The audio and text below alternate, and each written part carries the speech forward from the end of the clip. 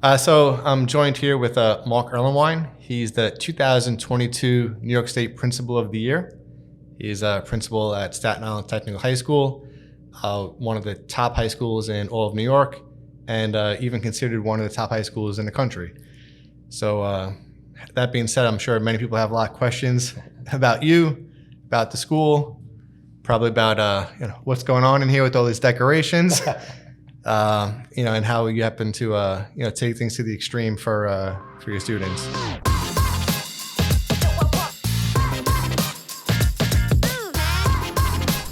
So last week you got a lot of attention for your Principelf on the shelf, where you sat in a display in the hallway. Yep. How do you come up with stuff like that? Well, first off, thank you, Glenn, for having me to join you for this wonderful opportunity to chat about best practices and really what was become a lifelong passion. I guess to answer that question, I get to work here at Staten Island Tech in the place where I was a high school student, where I was a child growing up. And I often, when I think back on all the moments in life, those happy, joyous moments that I remember the most, I often find myself coming back to high school, thinking about the friends I made, the teachers who are now colleagues and friends here, and understanding all too well, like the plight and the experience of our students. I sum it up just by kind of saying our students work really hard. So my motto has kind of become, we're going to work hard, but we're going to play harder, because our students' version of working hard is really working hard, Right. Yeah. And taking it to the extreme. It's all about balance. I think the one thing I've learned 25 years working in this building, starting as a chemistry and technology teacher, is that finding that balance is very tough to do. So it's on school leadership and faculty and staff to help show students the way.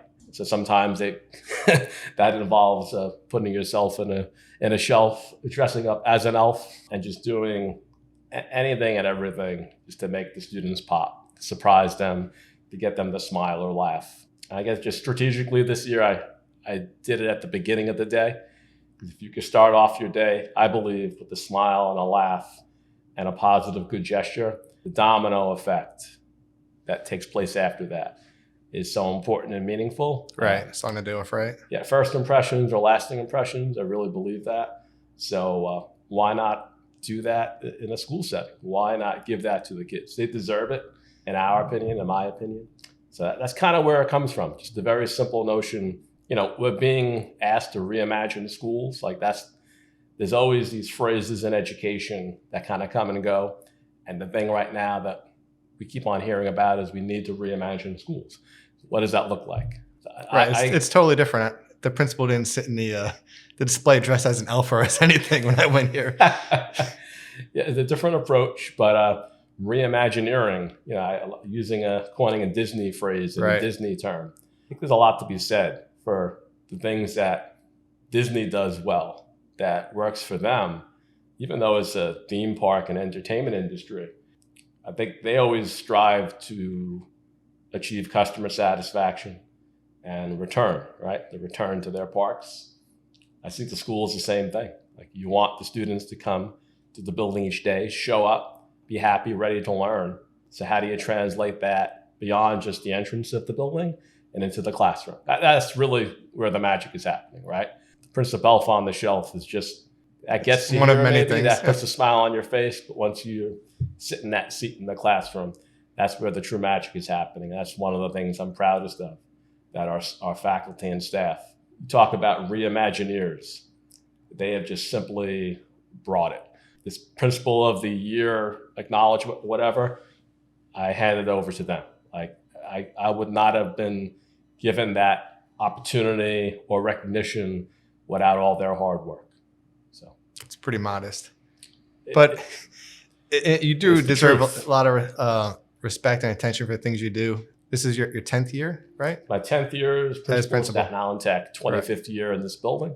And of course, as you know, like yourself, there were 4 special years that happened prior to that when I was a student 30 years ago.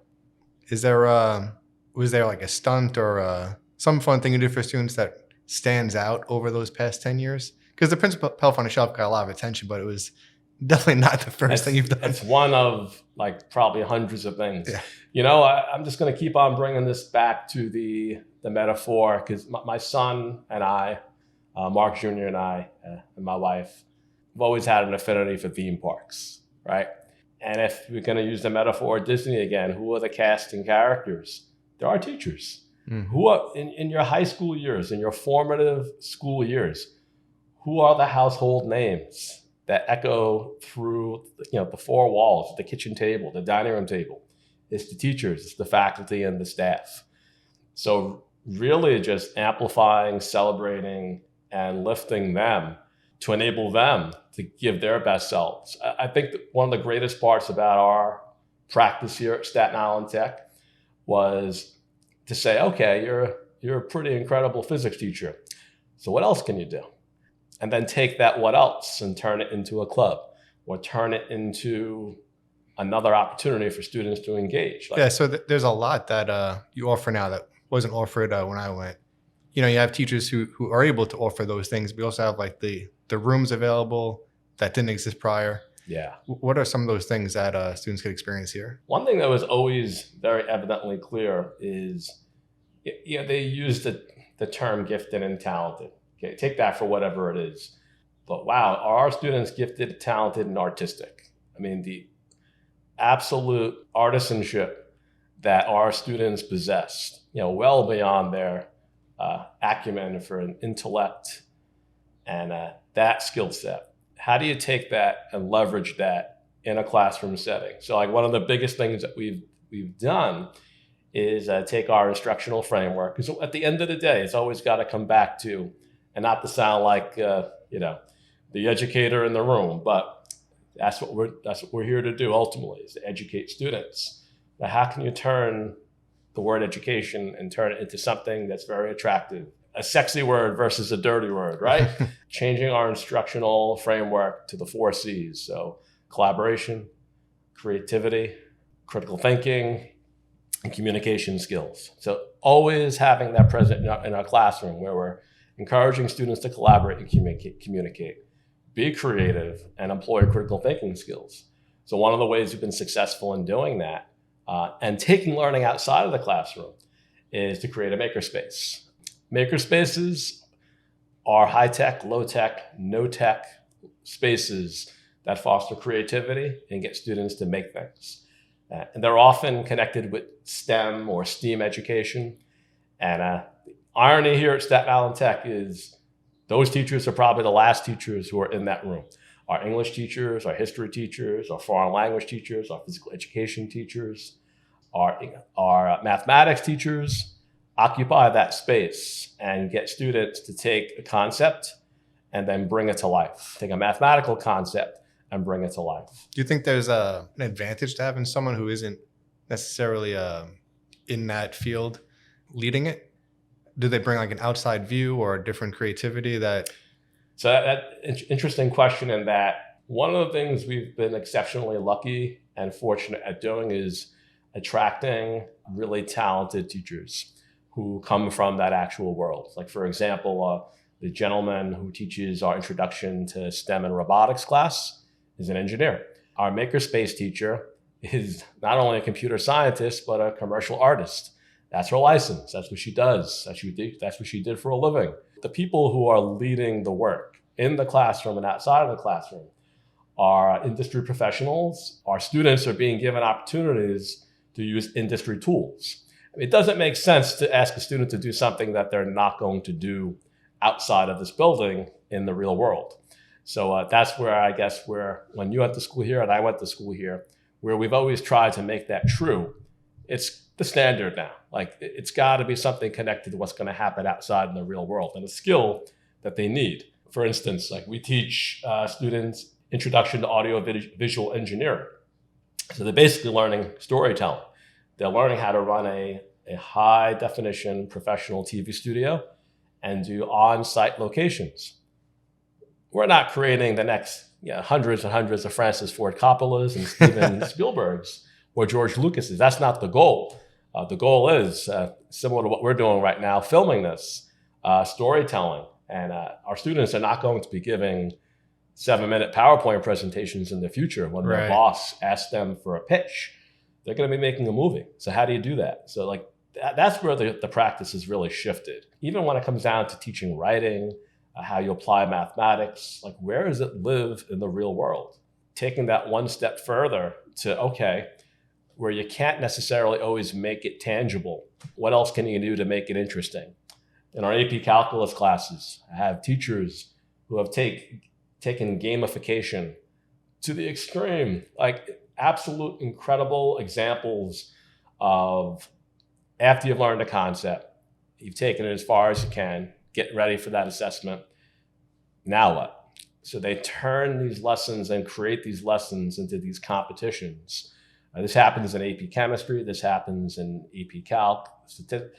In all these different classes that are traditionally deemed these very, very higher level of college level classes have become these plethora of memorable experiences that engage kids at a very high level and absolutely make them love learning. Is it like a one-time game at the end of the week, or it's happening all the time? Okay.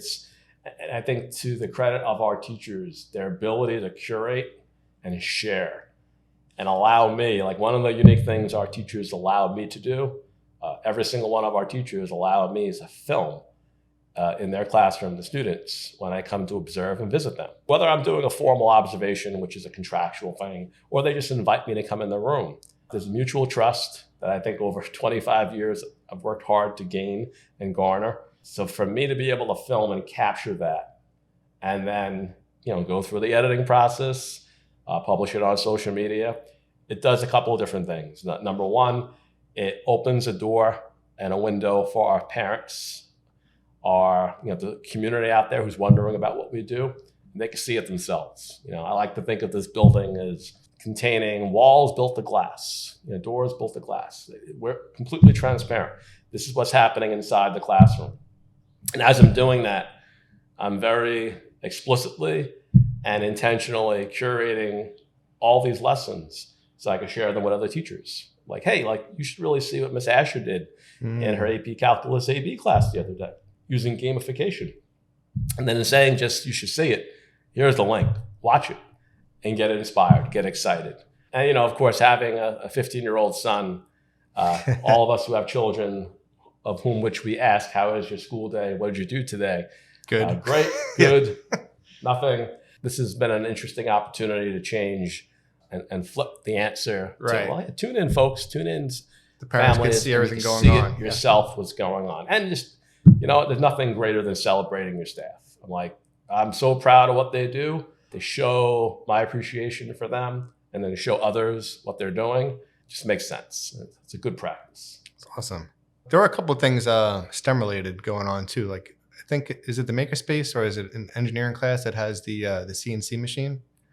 Yeah, so we've been in the process. So at Staten Island Tech, students absolutely have to take a 2-year pre-engineering sequence, which often comes with the curiosity and a wondering, well, I don't think I want to be an engineer. Right. That's not my game plan, but it's really come down to... Well, I can tell you it's better to know beforehand because Yeah.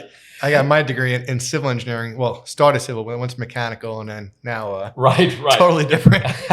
So it's good to be introduced. Yeah, and it's interesting, Glenn, because I've shifted my practice in when I speak to prospective families about this, because taking for just what it is, Staten Island Technical High School, to think we're just a pre-engineering school and a STEM school, wow, you've missed everything that's special about our Right. school. It's a part of who we are, but it's not who we've become and who we are now.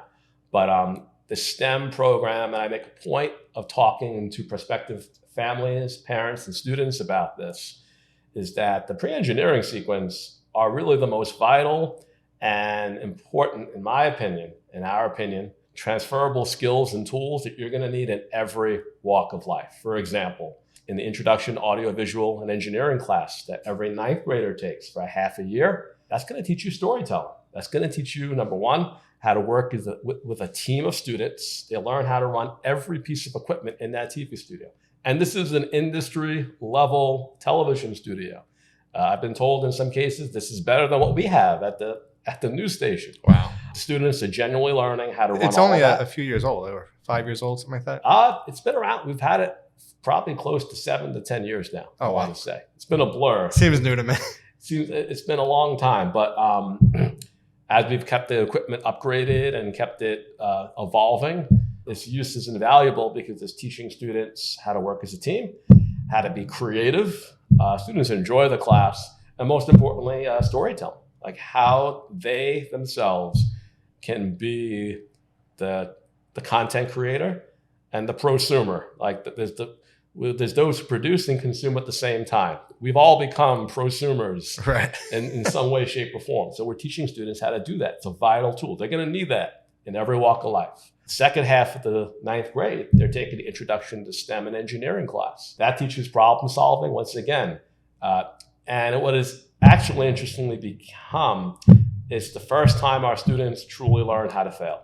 And when I say that, I mean, I've heard rumors about there's like a gear ratio test or something like that from students. yes. And like, it's a killer. So it's one of the classes and experiences the students are most fond of. Student can walk away with a B- in that class and still say it was such a memorable, fun experience. They've earned that grade through and through. But most importantly, they're going to build a robot. And we at Staten Island Tech, we've adopted mastery-based assessment and mastery-based instructional practices that operationalizes the whole process of failure. The notion that one and done is the way, and it's been kind of become synonymous with schools like ours, is everything's a traditional test. You think about the test the students take to get into our school. It's a one and done test. It's multiple choice. Kind of should all work, but it's really just a one and done opportunity. So we've changed the paradigm here from one and done to one and some. We use a practice and a philosophy around restorative assessment when students don't do as well on the assessment. Where we can't do... That has a few definitions. Yeah, restorative often comes with the notion of, it's used in education around the idea of discipline. Restorative circles, when a student has a sort of behavioral issue at school, rather than suspension, you bring them to the table and you talk about it, you work on it, you iron it out in an effort to try to avoid suspension. I like to refer to it, I kind of conceptualize it as we're creating a unitive, not a punitive process in education. So what if you apply that? So after grade-wise, not discipline-wise. Yeah. What if you apply that to assessment? Does school have to be the way it is, the way we remember it, the way our parents grew up? It doesn't. So, when are the adults going to grab the opportunity and flip things in favor of the students? Because right now it's in favor of us. Our unions, the bureaucracy of how the systems work. The students are often the last to be considered, although we say they're the first in the thought process. Right. But they just systemically wind up on the short end of the stick, I feel sometimes. So what if we flipped it in their favor? So we created 2 things. Like, we encourage teachers to think alternatively, assess alternatively, use real world experiences and tools to assess the students' learning. Use our makerspace. Take a unit at a time. You don't do this in 1 year. You have 10 units in a curriculum. You don't do this for all 10 units. You pick 1 unit, 1 topic, and each year you take the time to hone in on that particular unit and recraft it. 10 years goes by really quickly in education. Before you know it, you've remodeled and reimagined your whole curriculum to rethink how you teach kids and how then you assess them. But where it's kind of tough to assess a student alternatively, like an AP Calc class or an AP Science class, we created something called a Restorative Assessment Center, where when a student doesn't quite hit the mark that they were hoping to achieve, or the teacher doesn't feel they have as well, the student can ask for a reassessment, where they get a different exam. And we have a center in the building where the student could schedule the reassessment either during the lunch periods or after school. And taking the lift off the teacher's shoulders, we have a team whose job it is to proctor and administer the exams, taking academic honesty into account, making it very safe, making it very fair. And then the student gets the opportunity, after they've relearned the material, to show that they've learned that material. So it's not like they're doing other tasks to boost their grade. They're getting another chance to study for it, to learn the material, Correct. and then get tested again. Yeah, some people might look at it, okay, that's just another fancy way of doing extra credit. Like, not really. But it's like, not, I'm 'cause looking at it. They're like, still tested on what they should know. exactly. And we're putting it in favor of the students. The students are getting to reclaim the knowledge, relearn, restore at their own pace. And it puts the instruction at their own pace.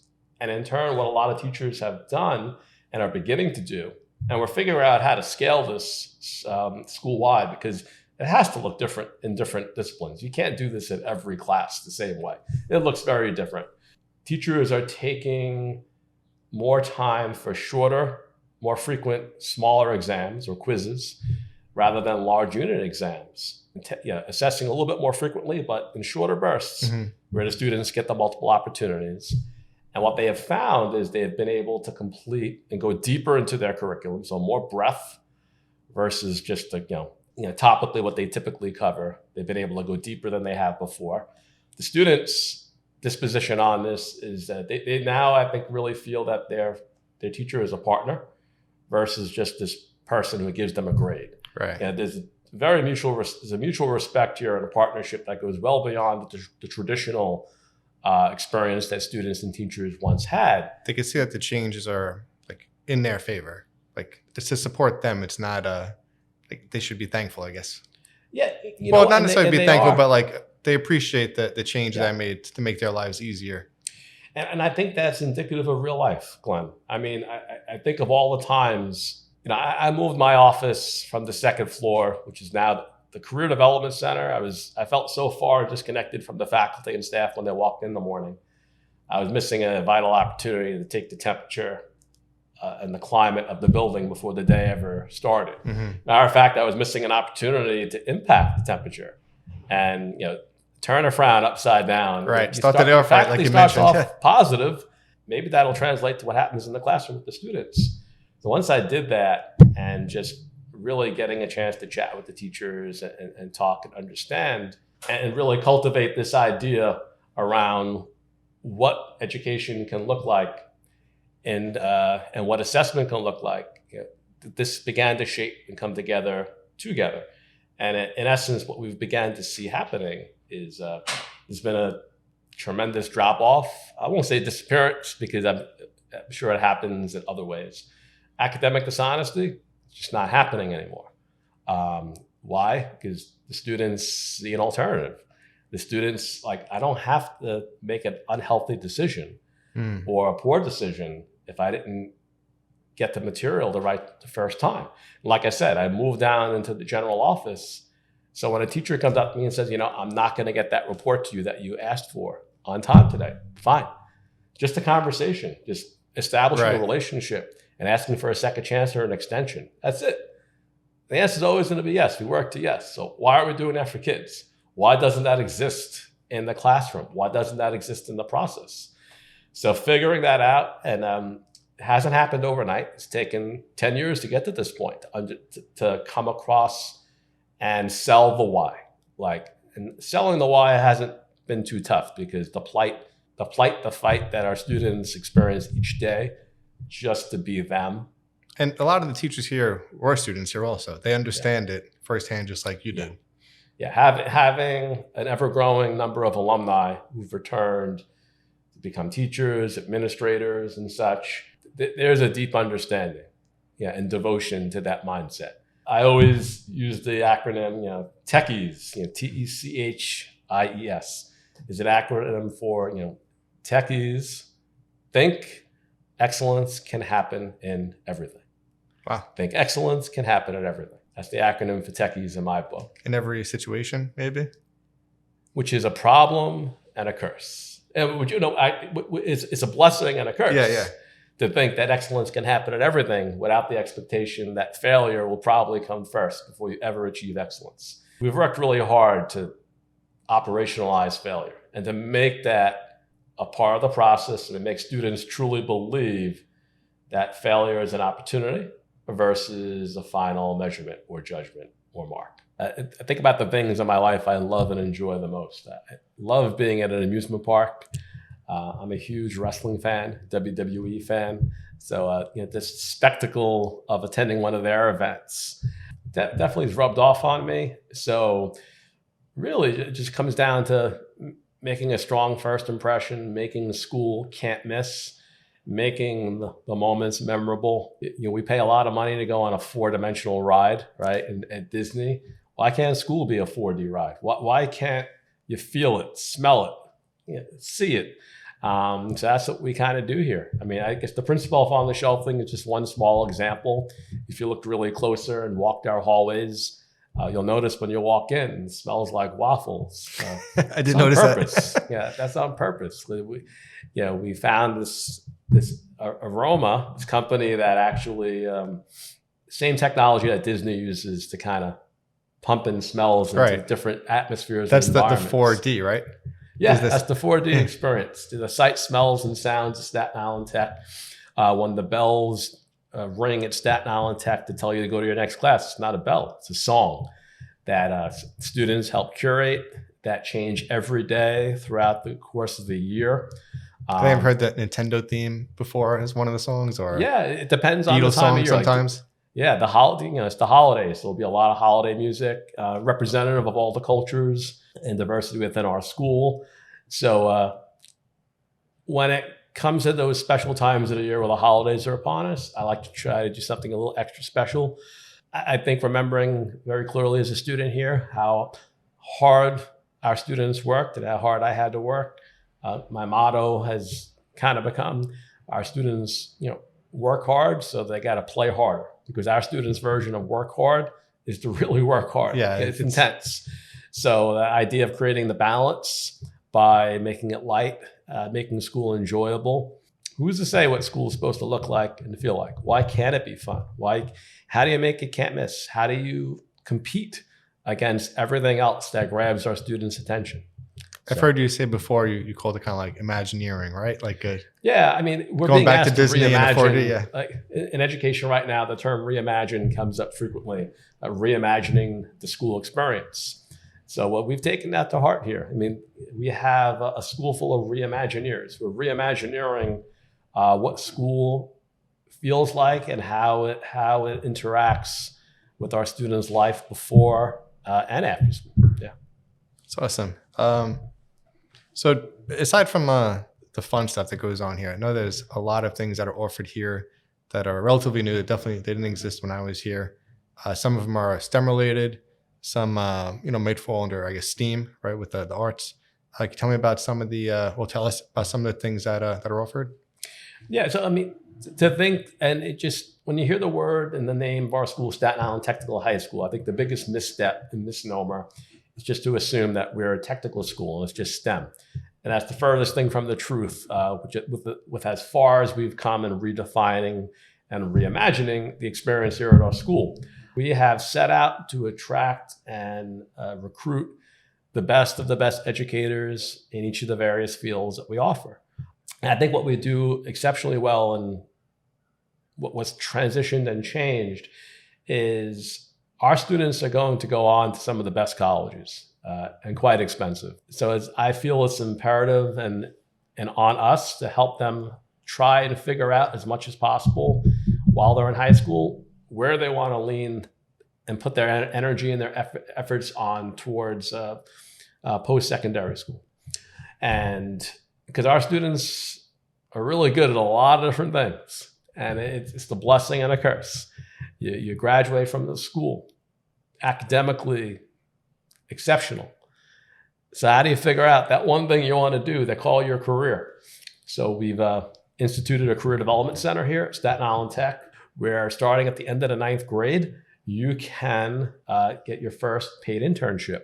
One of the ways we do that, Glenn, kind of learning from experience in terms of what students need, you serving on our career and technical education advisory board, we lean on not only the colleges, but our workforce partners in understanding what our children will need in the future to be successful in life. When I say that, I mean our students take a class called Introduction to Talknology and Career Development. It's a soft skills class. Is that like token by you, or did you coin that? it's a byproduct of something I've been working on and with the team in our career and technical education department, Ms. Fitzpatrick, Mr. Manzo, after understanding and realizing that soft skills were largely lost on our student population. And what better a way to impart these skills? And when I talk about soft skills, I'm talking about being able to make eye contact, shake a hand, introduce yourself, build your brand in person and digitally, how to conduct yourself, and talknology, we call it oracy here, from a United Kingdom curriculum called Voice 21. They teach oracy from kindergarten till 12th grade.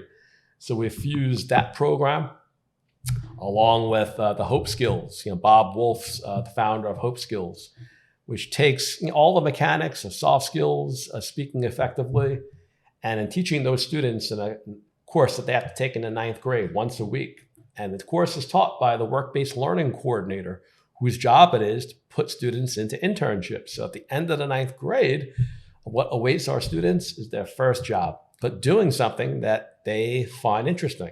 So imagine wanting to possibly become an architect or an engineer. And having the skills to actually and then go having through the the skills to interview. actually do that. And then we put you in an architect's office and you go there after school. I went to Burger King after school, which was great. I don't regret I was it. framing a But house one summer. a lot of our students don't have a choice. They have to work to help support their families. So why not work doing something that might align to their career interests in college and beyond one day, get paid for it.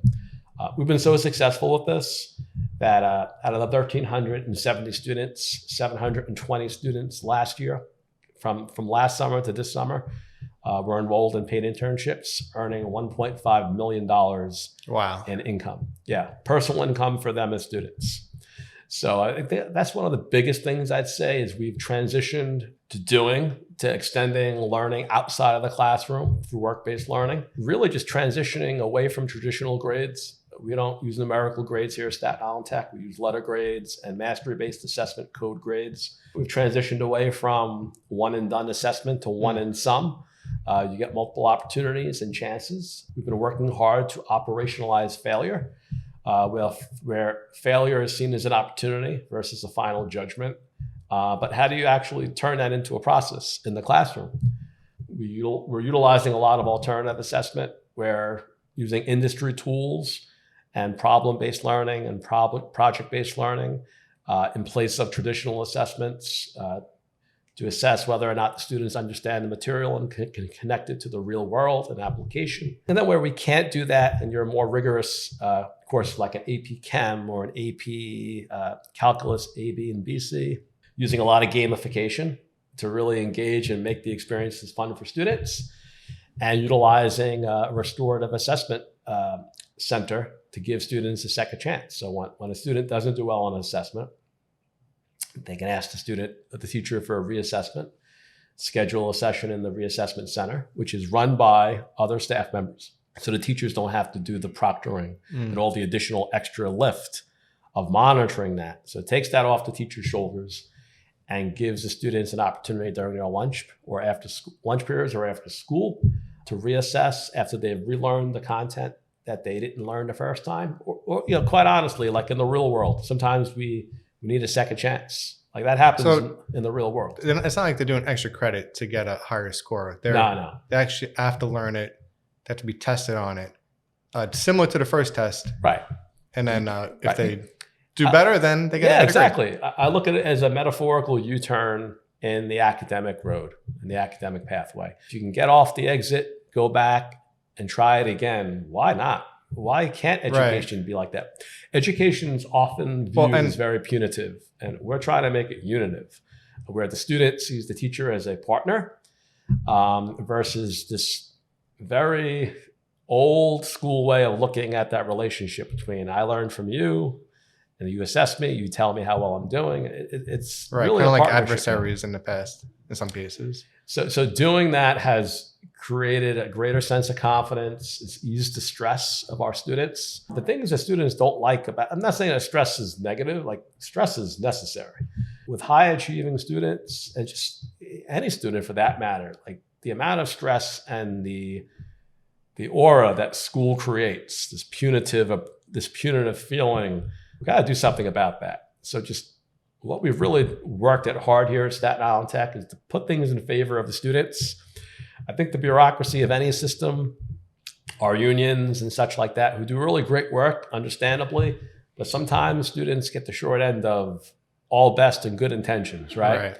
So doing something thoughtful and meaningful to put it in their favor, to give them that second chance. Because sometimes, they just have a bad night. They run out of time to study. I'd rather a student come to a teacher and say, I had a bad night. I had a tragedy in the family. I just couldn't get enough time to study and review. I'm going to do poor on this test. And for the teacher to be able to say, do your best, and then you'll get a second shot.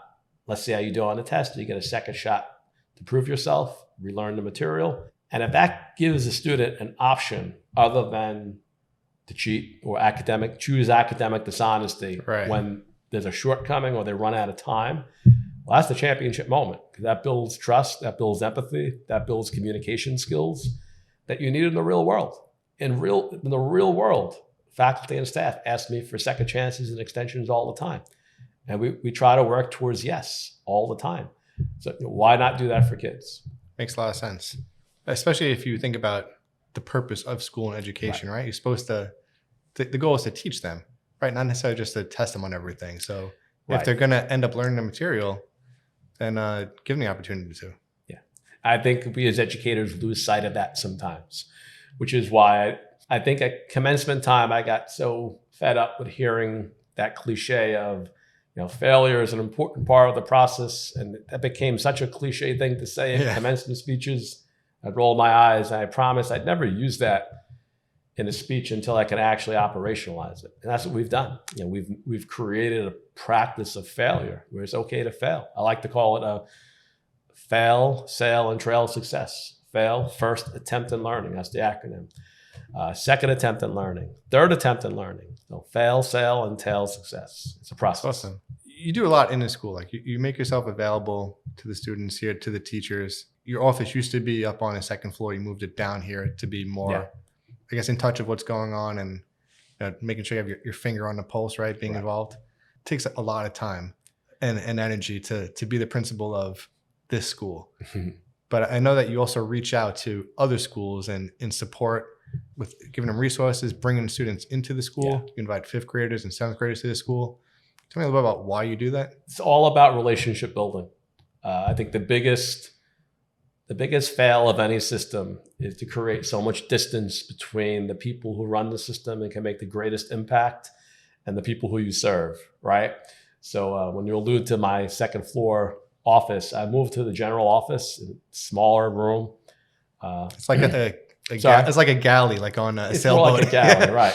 Smaller room, but with a purpose. I wanted to be right where all the faculty and staff walked in each morning. I wanted to have control of what that space felt like. So as you can see here, wherever I go, the decor goes as well. So try to create a space and a place that brings happiness and leaves a strong first impression. Because my hunch is the domino effect. If they come in happy and strong and leave with a smile on their face, when they get to their classrooms, that's going to domino effect towards the students.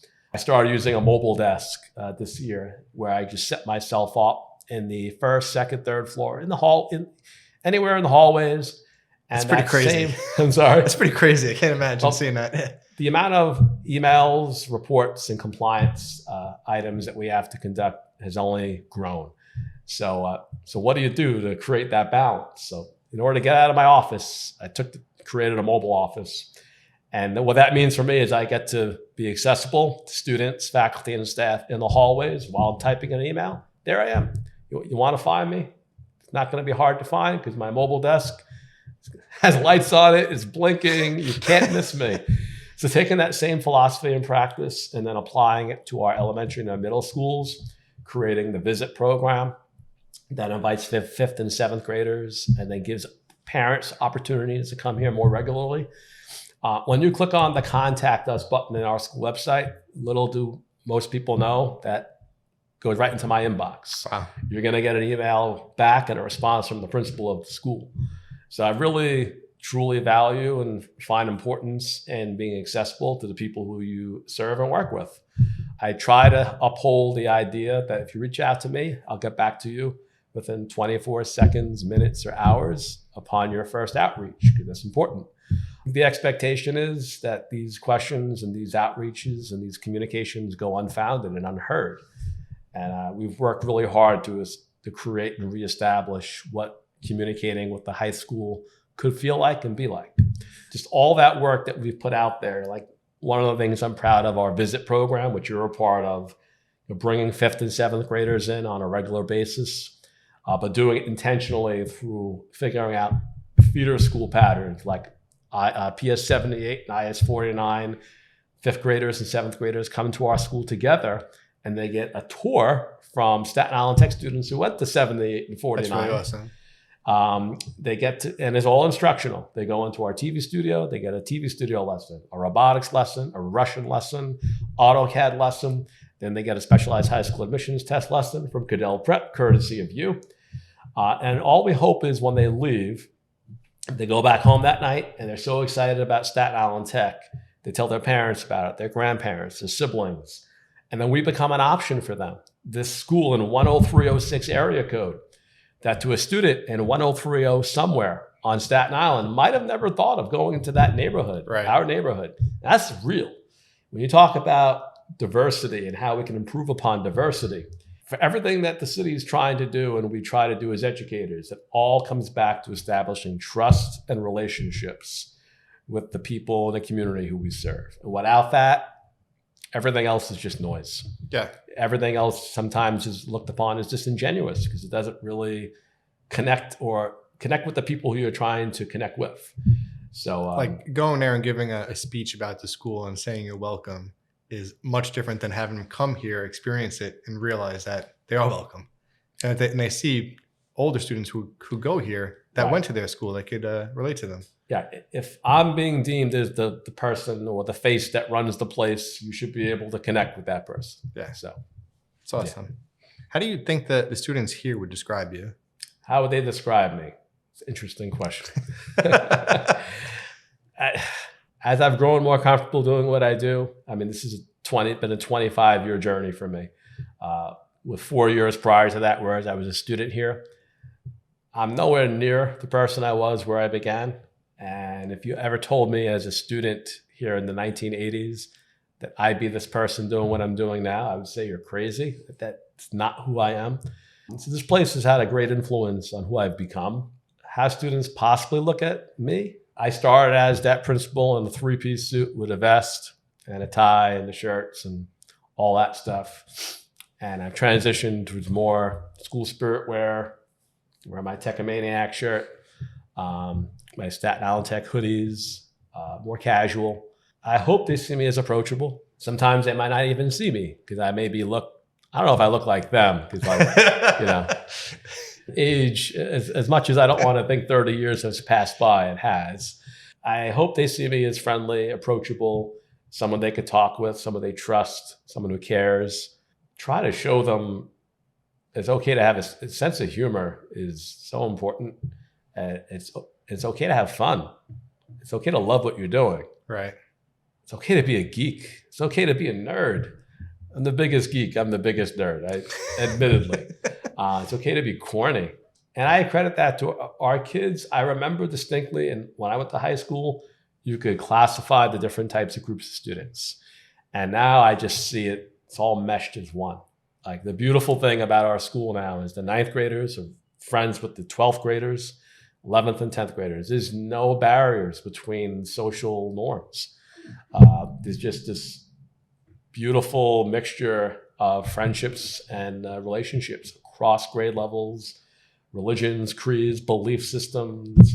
So I hope what they see is, you know what I hope that they always are exposed or immersed in environments like this. More often than not, once they leave here, they really get a sense or a taste of the real world. Right. This is unlike the real world. Yeah. And that's safe to say. They'll never know. They come to the school probably in some cases as the valedictorian or the salutatorian in their previous school. And we don't acknowledge that anymore. It's the first year that we're not acknowledging Val and Sal. And those speeches will be determined via an audition process versus whoever got the 2 highest scores. a lot of times it comes down to like Yeah. 0.01 points. Such an archaic way of looking at things and organizing success and recognizing success. And I mean like 104.21 and 104. Yeah, the top 70 kids could be the valedictorian, salutatorian in our school and any other school. Right. So, but they come here of that stature, and then they're immersed in an entire population of students of the same stature. So you do that for 4 years, and to go out into the real world, you have to recalibrate again. Yeah. But I always write this in my yearbook blurb to students today, and my commencement speech to the students. I hope that this normal that they experience every day here at Staten Island Tech, which is so abnormal, continues throughout their life. That they always get the opportunity to be surrounded by such superhuman individuals like themselves and their peers.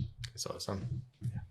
So you were actually my chemistry teacher when I came here. And I think I would describe you as fun. You were still fun back then. Maybe dialed down a little bit, but you definitely still had fun. But you're someone who took his job really seriously, and I think went beyond what I expected of a teacher. So there's a specific moment I remember where we're given like some report. I don't know what the purpose of it was, but you could do any science report you wanted. So I was like, I'll just do the science of a football, right? Like the physics or whatever it was, right? And I think I didn't take it so seriously because it seemed like it was just something that the DOE wanted us to do to like incorporate like writing, right? And it wasn't like something I think maybe came directly from me. I don't know, maybe it did. But it seemed odd because it could be any science. So I started doing the research last minute and realizing that I was not going to understand what I intended to. So I was thinking, he's my chemistry teacher. This is mostly physics based. I could probably just BS some of it and like include some facts about drag and lift and and gravity and stuff like that and pressure and and be all right. And then I was really surprised. I got my report back. I think I got a C- on it. And what really impressed me though was that almost everything was corrected. So this wasn't like your subject you were teaching, but you went out of your way to actually look at everything I wrote and tell me exactly what was wrong and what it should have been, which was like a huge lesson as far as like how seriously you should take your job, because I'm not the only person who wrote a report. You had classes of students doing this, and you did that for every student. So that was really incredible. Well, you're probably at the disadvantage of not knowing at the time that when I originally applied to become a teacher here at Staten Island Tech, I applied for an English position and ended up in a chemistry position. Yeah, that didn't work to your benefit. But not just the grammar, the science also was corrected. But my background in physical therapy and as an English rhetoric major in college, as I tell all of our students now, gals are so talented in everything. Double, triple major in college. You can do it. If you can handle it, do it, because you just never know in life where it's going to help you, right?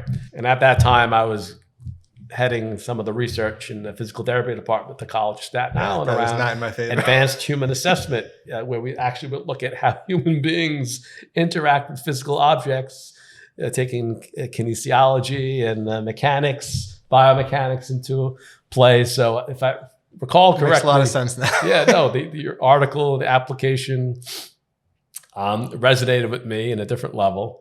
But yeah, you know what? And regrettably, I think something that always bothered me back then, which made me want to connect with kids even more, is that C- that I handed back to you, it felt incomplete. It felt like something more had to happen after that. And I think that's where a lot of some of the fun antics that kind of emerged in my chemistry class back then came from, is giving those extra opportunities to not let that crush you or cripple the relationship I had. I think I still did well in your class because I did pretty well on your actual class. Absolutely. Absolutely. But, and I think that's really played into the neurophilosophy and practice that we employ now at our school, is we encourage teachers to, like, does everything have to count? Because looking at what some of the teachers, the amount of work our teachers are putting into counting and assessing and grading, We were working way too hard and not smart enough. In a case like that now, maybe you'd get feedback versus a grade. And the feedback might be a better impact or point of return versus actual points, right? So keeping thinking about you in high school, right? What advice would you give a freshman version of yourself, knowing what you know now? So knowing what I know now, and just I'm in awe of our students who are in high school now or teenagers now. Being a teenager in 2022 is so tough. I mean, there's so much noise and competing priorities and disruptions that get in the way of just living. You know, growing up is supposed to be messy, absolutely messy, terrifying, glorifying process. And we didn't grow up under the microscope of a video camera and social media, where our worst and our best moments can be replayed and commented on and shared and liked and repurposed, right? Used to help us, used against us. So my greatest piece of advice to students is to really be thoughtful and think about how you want others to view you and receive you, and how you want them to remember you. Because at my 25th reunion 5 years ago, all I was able to do was take out a yearbook and some Polaroids and pictures. Right. And then whatever this noggin remembered is what we talked about. You know, these students at their 25th reunion are going to be able to take out a camera phone and play their worst and best moments over and over again in perpetuity. So knowing that, I often use the example. It's a pretty terrible and intimidating thought. But it's real. Yeah. It's real. I use the example on your way to school this morning, young man or young lady. You were recorded by probably 10 to 20 different cameras on a doorbell. Where did we ever think there'd be a camera on a doorbell? Right. Never mind the speed cameras that plague the Staten Island roadways. We didn't grow up that way. Right. That's not the way their childhood was supposed to play out. Everything you do is recorded. So they have to assume that they're always being recorded. So knowing that and being conscious of that and just being present, being really present and aware, that's the best advice I can give our students, is knowing that you live in a world now where instant replay can help, hinder, or hurt you in any way. And I use that phrase a lot with decision making. You know, people can take a situation and help, hinder, or hurt somebody. You know, so what will that information, that footage, that text that you sent, that comment that you made in a Google document that you were sharing with other students, it's all susceptible to be used at a later date. Mm-hmm. So now more than ever, who we are as a human being, how we want to be remembered, what our values are, the things we say, what we mean when we say them, what our facial expression says, what we put on a social media post, what we write and publish matters. It all matters, which is why our academic policy years ago, we changed. I took Dr. Aronson's phrase, everything counts. And I use that often with our students. Everything counts. Wasn't intended to be that way, but more than ever now, everything counts. Everything that you do counts. So treat people how you want to be treated, and how you want to be remembered is your responsibility. You create that. That's the advice I give the kids. It's good advice for everybody. I feel it also. Yes. It's pretty deep. So I'll end off with a more fun question, but sure, it's probably gonna be the hardest question you've ever been asked, I imagine. Shoot. So I think, speaking of social media, anyone who follows you on Facebook or Twitter, or maybe anyone who's even spent 10 seconds with you, knows that you are obsessed with WWE and Star Wars. So if you had to choose only one of them to keep, which one would it be? So Staten Island Technical High School, the acronym is SITHS, S-I-T-H-S. S-I-T-H-S. Yeah. Yeah. Even here, Very Sith. So I'll never escape that, right? But if I had to think about something, and this is the fondest memory of being 4 years old, watching Channel 9 television in December and watching what was then the WWF on TV. And then my dad taking me to my first wrestling event at Madison Square Garden, which I was at on Monday this past week, the December 26th WWE holiday show with my son and my wife. Awesome. It's like family tradition. Yeah, it's a family tradition. It's been a lifelong. I don't follow sports. I watch wrestling. That's my escape. But the spectacle and just the exuberance and the stupendousness that WWE and wrestling, sports entertainment, whatever you want to call, brings. I think you can see a lot of that in what I bring to our school. Definitely. So if I had to pick one, it's definitely WWE for life. Yeah, the custom shirt. Yeah, Techomaniac. The spirit of Hulkamania, Hulkamaniacs. Yeah, this is my Techomaniac shirt. And if there's a WWE universe, I think there's a Sith's universe too. All right. It's a tough question, I think. Yeah. I'm surprised you're able to choose one. But thank you. That was awesome. I appreciate you making the time for us. And you're very welcome. Thank you, Glenn. And thank you for joining us. All right. Awesome.